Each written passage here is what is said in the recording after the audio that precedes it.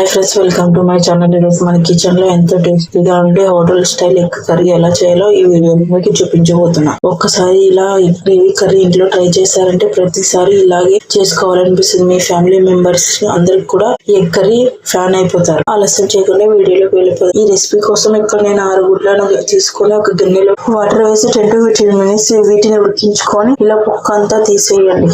ఇక్కడ ఒక చిట్కా చెప్తాను. గుడ్లు ఉడికాక పొట్టు అనేది సరిగా రాకపోతే గుడ్లు ఉడికేటప్పుడు ఇందులో కొంచెం సాల్ట్, కొంచెం చింతపండు వేసి ఒక 15 minutes ఉడికించారంటే పప్పు అనేది ఈజీగా ఉడిపోతుంది.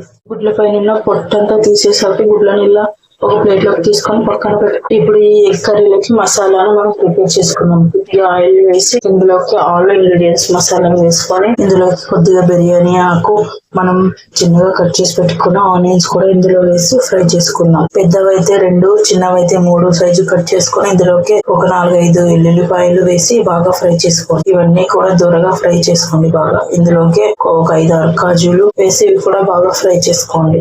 ఇప్పుడు ఇందులోకి పెద్ద సైజ్ అంతా 2 టమాటాలు ఇక్కడ నేను వేసుకున్నాను. పెద్దవైతే 2 వేసుకోండి, చిన్నవైతే 3 వేసుకోండి. ఇవన్నీ కూడా బాగా ఫ్రై చేసుకోండి. ఇవన్నీ కూడా ఇలా బాగా కలుపుతూ ఫ్రై చేసుకోండి.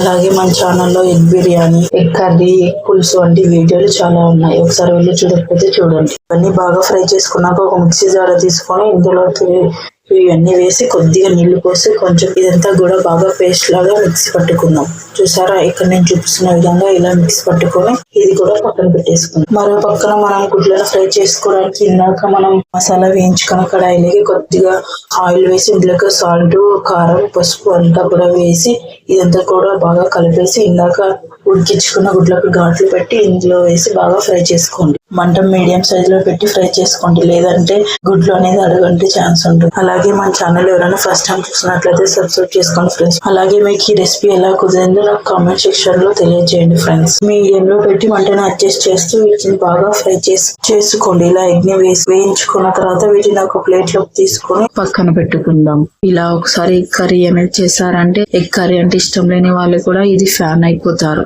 దీన్ని చేయడానికి ఎక్కువ కష్టపడాల్సిన అవసరం కూడా లేదండి. చాలా సింపుల్ గా ఈజీగా చేసుకోవచ్చు. ఇందాక ఎగ్ ఫ్రై చేసి పెట్టుకున్న ప్యాన్ లోకి కొద్దిగా ఆయిల్ వేసి ఈ మసాలా అంతా కూడా వేసి బాగా వేయించుకోండి. ఇది పచ్చి వాసన పోయేంత వరకు బాగా వేయించుకోండి. మంటను medium to high to adjust చేసుకుంటూ ఇదంతా కూడా బాగా కలుపుకుని ఫ్రై చేసుకోండి, లేదంటే మాడిపోతుంది. ఇలాగా ఆయిల్ అనేది సపరేట్ అయ్యేంత వరకు బాగా ఫ్రై చేసుకోండి. అప్పుడైతేనే మనకు మసాలా పర్ఫెక్ట్ గా వస్తుంది. ఇప్పుడు ఇదంతా కూడా బాగా ఫ్రై అయింది కదా. ఇప్పుడు ఇందులోకి 1 స్పూన్ కారం, ఒక 1/2 టీ స్పూన్ పసుపు, 1 టీ స్పూన్ సాల్ట్, ఇందులోకి 1 teaspoon egg curry masala వేసి అంతా కూడా బాగా కలుపుకోండి. మంటను మీడియం తో పెట్టుకుంటూ అడ్జస్ట్ చేసుకుంటూ కలుపుకోండి. ఇప్పుడైతే మసాలా మాడిపోకుండా ఉంటుంది. ఇదంతా కూడా మళ్ళీ బాగా కలుపుకుంటూ ఫ్రై చేసుకోండి. ఇదంతా కూడా దగ్గరుండి చేసుకోవాలండి, లేదంటే మనం పక్కకు వెళ్ళామంటే ఇది మాడిపోయే ఛాన్స్ ఉంటుంది. ఇప్పుడు ఇందులోకి మనం 3/4 గ్లాస్ అంతా నీళ్లు పోసుకోండి. ఇక్కడ నేను మిక్సీ జార్ లో తీసివేసాను కాబట్టి ఆ కలర్ ఉన్నాయి. మీరు నార్మల్ వాటర్ అయినా వేసుకోవచ్చు. మూత పెట్టి దీన్ని హై ఫ్లేమ్ లో బాగా ఉడికించుకోండి. ఇలా ఉడకడం స్టార్ట్ అయ్యాక మనం ముందుగా వేయించి పెట్టుకున్న కోడిగుడ్లు అన్ని కూడా ఇందులో వేసుకొని సిమ్ లో మాత్రమే పెట్టుకొని వీటిని ఒక 5-6 నిమిషాలు ఉడికించుకోండి. ఇది మంటను మీడియం ఫ్లేమ్ లో పెట్టుకుని ఉడికించుకోండి. అంతే, చాలా సింపుల్ గా రెస్టారెంట్ స్టైల్ ఎగ్ కర్రీ అయితే రెడీ అయిపోయింది.